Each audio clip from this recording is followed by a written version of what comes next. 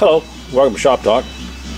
I'm looking at a brand new 372 XPW, and first day out, you can see what happened. Got a tree on it. Tank's replaceable, but what we got here is a broken ear here where the starter housing holds. So we're going to clean this up really good and repair that so this saw will be able to go back into operation again.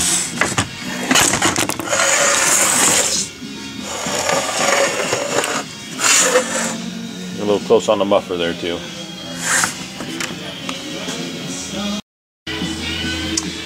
And there's what the finished weld job looks like.